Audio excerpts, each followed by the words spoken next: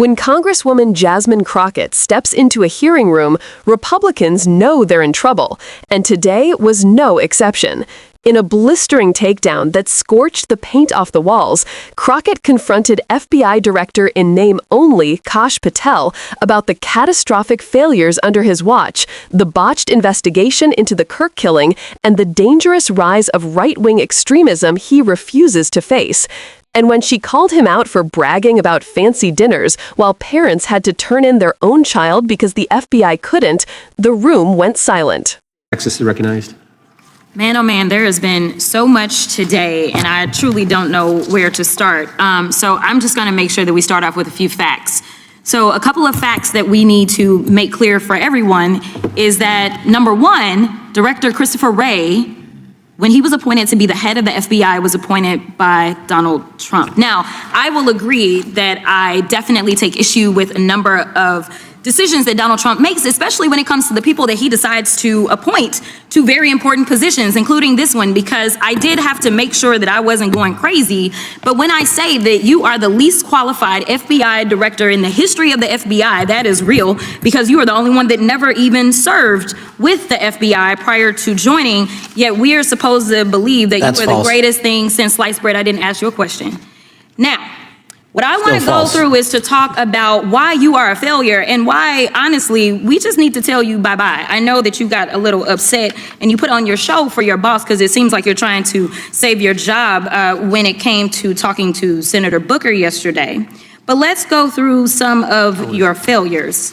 So before you were even confirmed, and I think one of my colleague from Georgia, pointed out that you were already targeting career officials so that you could direct illegal firings. Mind you, these cases that you were so upset about, which are the ones tied to Trump, the cases came through his handpicked FBI director. And frankly, when people sit around and say things like, oh, you know, we're happy because now we feel safe, I don't know who feels safe in this country except for the white supremacists, because I specifically as a black woman definitely don't feel safe. And frankly, my colleagues have been real nice to you today, and I applaud them, but I don't have the same demeanor because I know that multiple colleagues on this side of the aisle have faced death threats. In fact, somebody tried to kill one of my colleagues, and frankly, I don't know if this FBI or under your leadership, if those people would have been caught.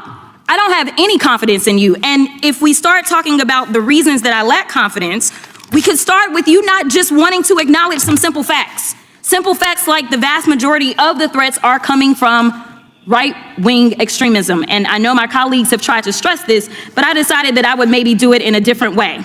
Number one, I have a couple of UCs. Kim Buck, one of multiple Republicans receiving death threats for voting against Jim Jordan as House Speaker. Without objection. Another one, Republican lawmaker says she received death threats after voting against Jim Jordan in Speaker's race. Without objection. In addition, there was another one from another colleague who now is leaving Congress because they said that they were calling his wife anonymously and threatening her life to the extent that she ended up sleeping with a firearm.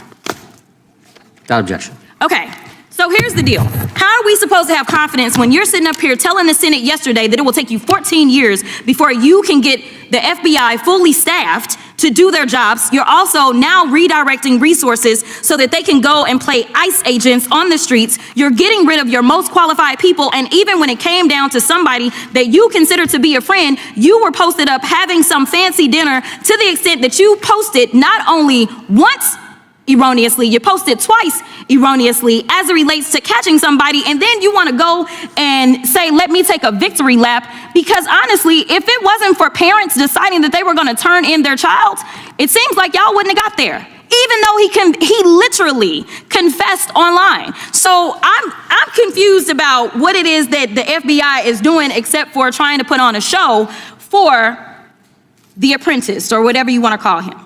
The day after all of this took place, there was domestic terrorism that was taking place at HBCUs. They were targeted. Yet I didn't hear anything from the FBI about what was going on. And again, black people kept saying, how did we end up in this? Because the numbers are so very clear that white supremacy is a problem.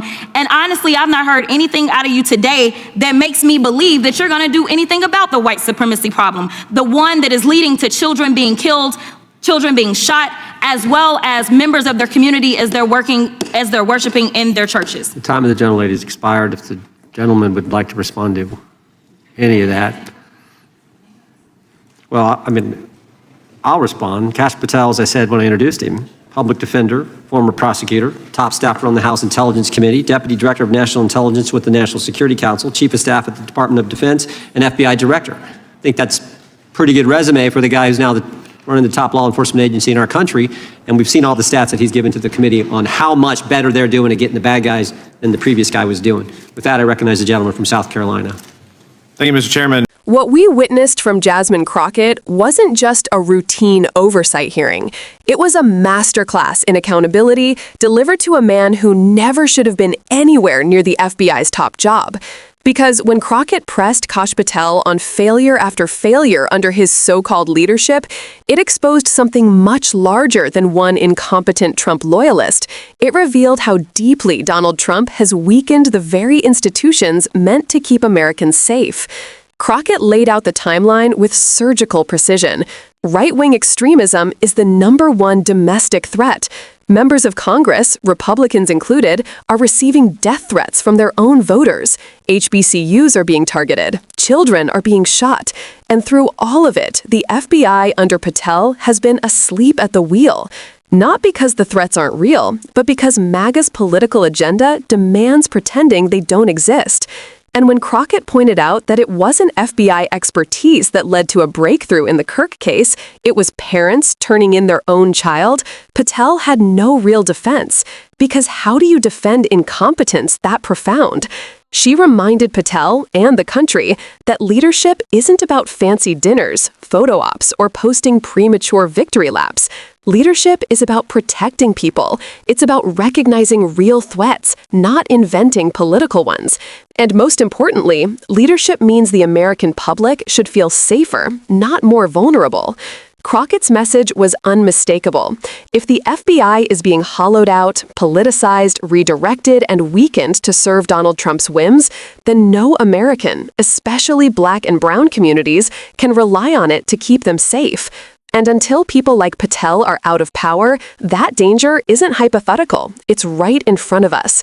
This is why oversight matters. This is why truth tellers like Jasmine Crockett matter. And this is why the fight to protect democracy is nowhere near over.